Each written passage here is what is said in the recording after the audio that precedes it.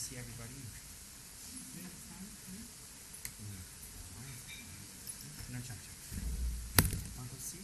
Go see? Want to go see? No chapter. This is for dangerous, huh? No chapter. Go see. Go see. Go see. Go see. So, the qualities that's necessary in a Dharma student is embodied in the 50 verses. That's the outer actions. The inner actions or the attitudes is embodied in the 9 attitudes. The 9 verses of attitudes that we just read. But in general, all that for us to fulfill is more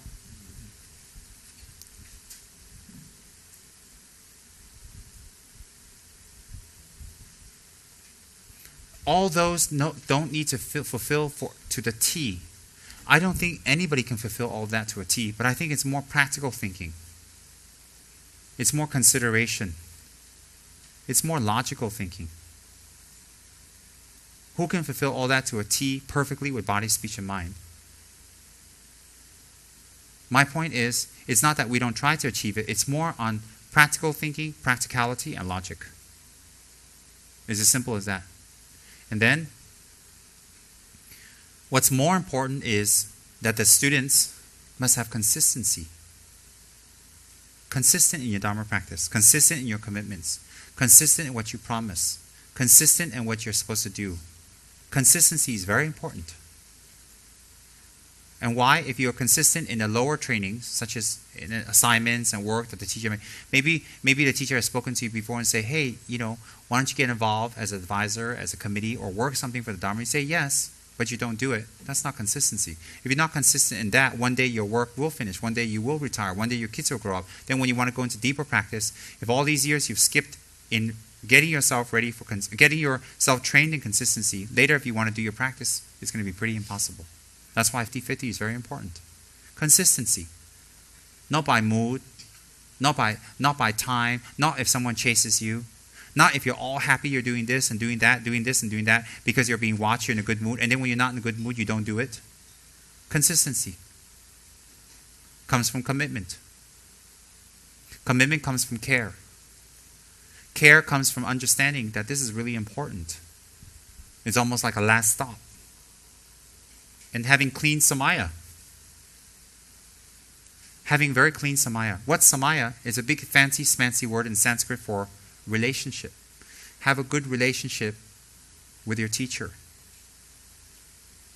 If you're supposed to give money to your teacher and you don't give and your teacher's upset with you, A, your teacher can be a monster, or B, it could be that your teacher knows you could have, but you didn't because you're hiding again. It could be many, many reasons. Many, many, many reasons. So what happens is clean samaya, a good relationship with your guru is very, very important because your relationship is a spiritual relationship. It's for spiritual attainments of something very high. And the guidelines for a clean samaya, guidelines is what we just read in the 50 verses and the 9 attitudes. So if you sum up the 50 verses and the 9 attitudes, those 59 verses, if you sum it up, it's more about having an honest, pure, real relationship with your guru, where you get into a relationship where he helps you and you help him. You help him to do Dharma work to benefit others. He helps you to do Dharma work to benefit yourself and others.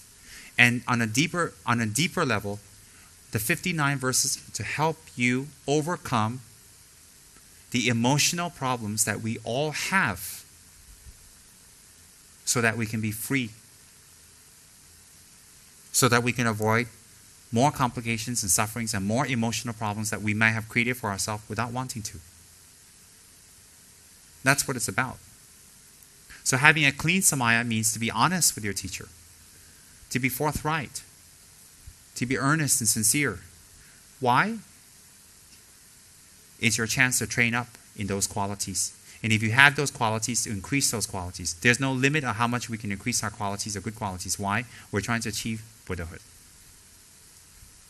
So showing respect to our guru is not some slavish, Eastern, Tibetan, fanatical, the guru can never be wrong trip. It's not about that at all. It's never ever been about that. We're devoted by our gurus because we realize they have given us something that no one else can give us, not even our parents, no one else. They have given us the wisdom and the path and the method that no one else could have given us. How kind is that? And in return for nothing. In return for nothing. So when we're overwhelmed with this kindness of what they have placed in our hands, they have put liberation in our palms, we are moved by devotion for them. We are touched to the core of our heart by their kindness. And the reason they were able to do all this for us is because they spent 20, 30 years working very hard in listening to the teachings, in doing their retreats, and holding their vows. And they have committed to their practice and themselves and their transformation. They have committed. Because they have committed and they have spent so much time in this, when they share this with us and they expect nothing back, we feel indebted. So naturally we become polite. Naturally we become honest. Naturally we become direct. Naturally we carry out jobs that our gurus has given us. And the truth be told, any services you offer your guru, in the beginning, it will be seen as this person or this person gave this person did this work, this person cleaned up, this assistant, this sponsor, whatever. They're very kind. But when we understand the guru and the nature of the relationship very well, it is not the sponsors, it is not the people or the attendants or the students who are very kind to the guru. It is the guru very kind to them. The guru gave them an opportunity to develop their mind and to do things with their resources and their funds that they would never have done if they were left to their own devices. So in Tibetan tradition, when we understand the Dharma, they clamor and they push and they want to do work for the master. They want to do work for the teacher, and they do it very well. And the sponsors all fight to sponsor because it is an honor. It is a total honor. Why should we do that? Why should we do that? I've sponsored my gurus before. I've built houses for my gurus. I've sponsored their teachings on long life and their robes and their medicines. I've sponsored everything. Some, I even gave my centers to them. Everything. And I still never think I did them a favor. I always think I had such an opportunity to make offerings to my guru, who is even better than making offerings to the statues. That's what I really thought, and I still think that. And whenever I go meet my gurus, whatever personal funds I have, or wherever I can squeeze, I'll buy, and I go there, reverently fold my hands and make offerings to them, because I 100% believe they're doing me a favor. 100%. And I make offerings to them with no end. And I make offerings to them in such a body posture that they're doing me a favor. I never arrogantly give it to them or make them remember what I've done for them or make them owe me something that I've done for them. I've never ever done that, ever in my whole life. I offer everything to my gurus. Why? It is a perfect object for me to let go, to collect merit, to practice generosity, and I know they will do good things with it. I know they will. I don't need to know or judge or think. Even if they throw my gifts down the toilet, even if they take the money I've given them and burn it, I still have done the right thing, because perhaps they're throwing down the toilet and burning it to see my mind. There was even the case of this Mahasita. His name slips my mind at this time. One of the 84 Mahasitas who went for his guru for teachings. He was basically a beggar. He had nothing. And when he went up to his guru for teachings, the guru said, "What did you bring to me for teachings?" He says, "I don't have anything. I don't have anything of value on me at all. But I want the teachings." The guru says, "No, you have to give me something." So the guy thought. He said, "The only thing he has is his teeth. There's nothing else." Why that is of value, I have no idea. So he put his head, he hit it together very hard, and his teeth fell out. He cleaned it, he put that on his hand, he offered to his guru. And the guru said, "What a wonderful offering, thank you." Taught him the Dharma, gave him initiation, gave him practice of sadhana. He became enlightened in one lifetime. Because his giving was so sincere. There was another case of another Mahasiddha wandering through the forest who met a black lady, a dark black lady who was actually a Dakini. And he recognized that she was something special. She was not an ordinary person. He made 3 prostrations to her and said, please confer on me initiation and practice. So she said, no, you have to give me something. He said, why? He said, I want gold. I can't remember the whole story, but he somehow obtained gold. He went around, begged and asked and went to relatives, and he got the gold. He didn't steal it. He went and through a lot of work, he got a little bit of gold, and he went and offered to this black lady. This black lady with long hair and wearing very little clothes, hanging out in the forest. And then when he offered the gold up to her, with no attachment whatsoever, she took the gold and she says, for me? He said, yes. What do you want? I want Dharma. Okay. She took the gold and threw it. He was like, okay. He didn't go and chase after it either. She just threw it out. She says, very good. Now I'll give you the Dharma. He also became attained in that lifetime. He got all the gold he wanted after that. No problem at all. So the thing is, this is when we reach a higher stage in Dharma,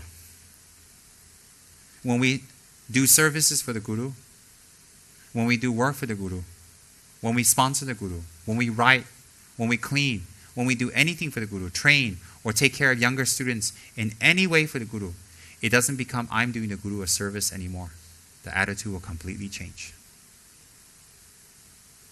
Why? As you graduate and become better and better and better, you will notice your relationship with others become better. You will see yourself become accepting.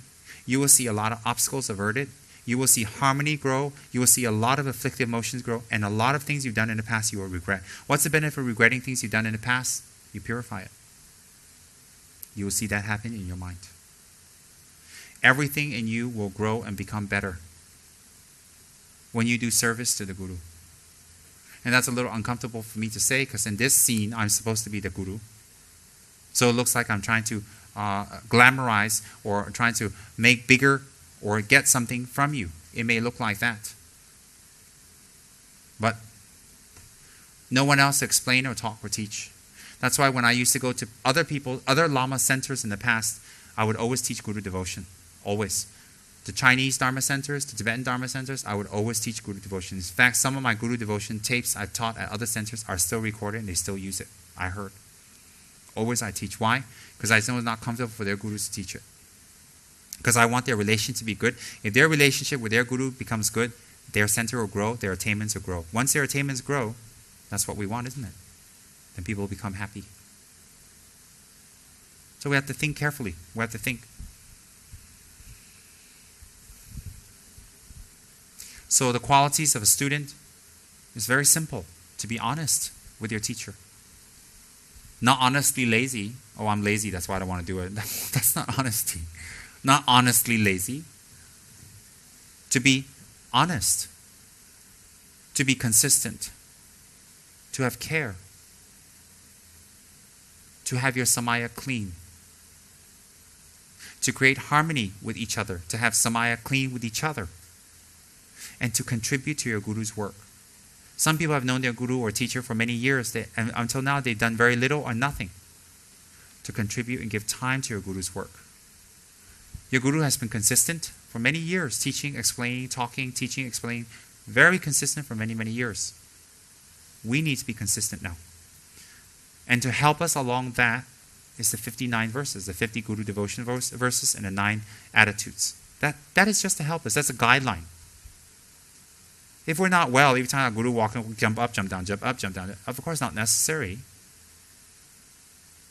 If we're really, really sick as a dog, and there's a teaching going on, we can't make it. Unless the Guru is a fanatic, is some weirdo, he understands. In fact, he might even go out of the way to make sure you get a copy of the teachings so you can hear it. Why? Because he's an egomaniac? No. Perhaps the words he teaches can help you.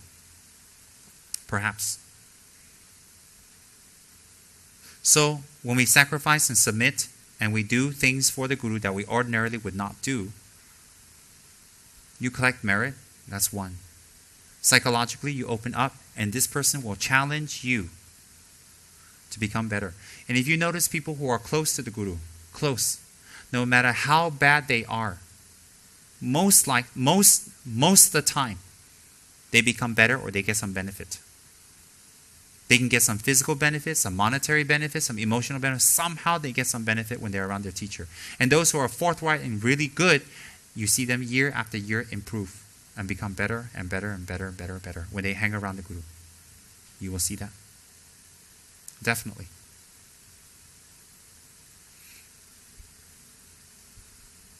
So, qualities a student should have with the teacher.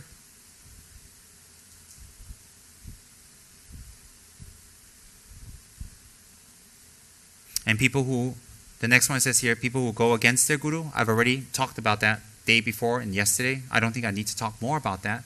But if we can advise them, they listen. Okay, if we cannot and they don't listen, to continue a relationship with them, we have to check carefully. Are we helping them deteriorate further? Why?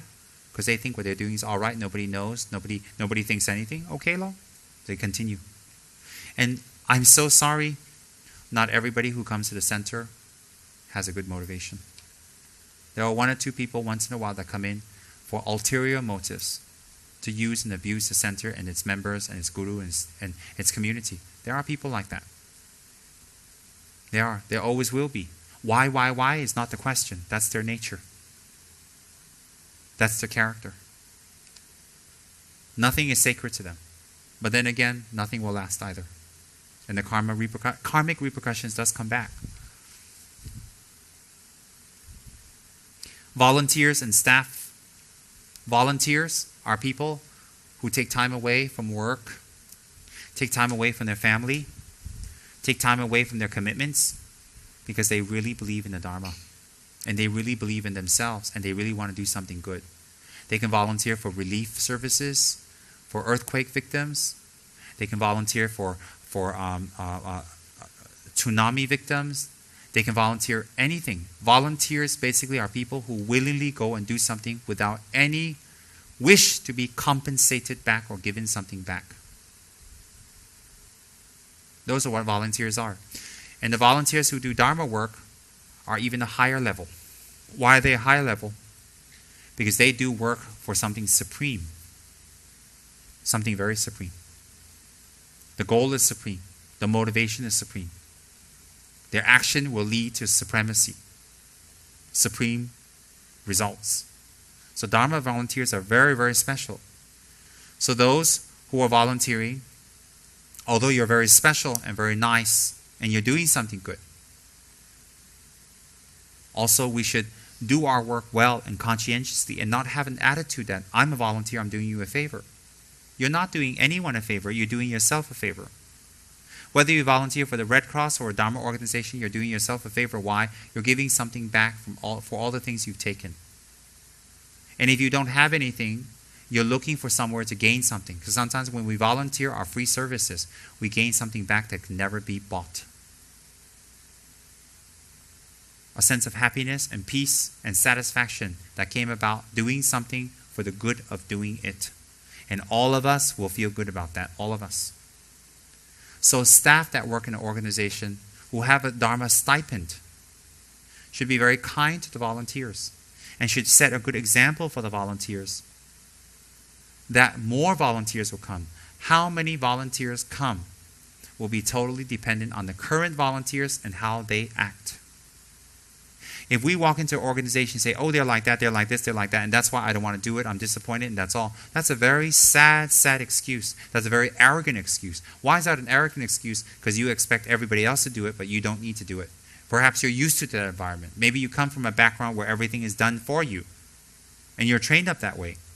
So maybe it's not your fault to be arrogant, but it is a fault.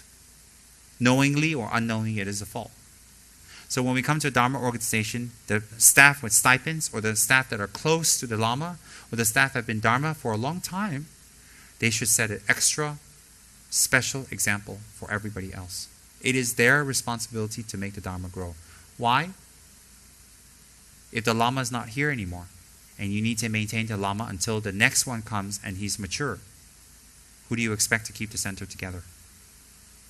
So why wait till the Lama is dead and then get yourself together and get it together. Why don't you start right now so the transition is very, very smooth. Very, very smooth. So if the Lama's not around, you let everything fall apart. Would you like your Lama to come back and start all the way over? Even if your Lama doesn't come back and use your facilities, the fact that you keep it going and you do the best you can shows something in your character and you're developing something in your mind. So why wait till the Lama's dead? Start now. Start right now. To be harmonious, to set good example, to work hard, to make your work not on a volunteer attitude, but make your work that of devotion to spiritual growth and attainment.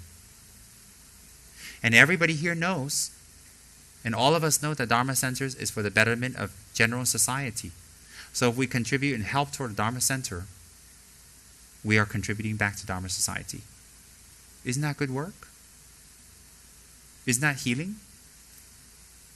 Isn't that very positive? Devotion we've always had, as I mentioned earlier.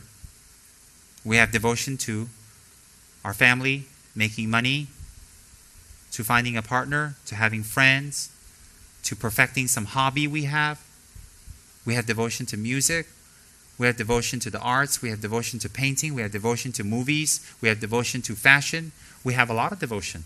It's not you're trying to develop something you don't have. It's just switching it toward a higher direction. A higher direction.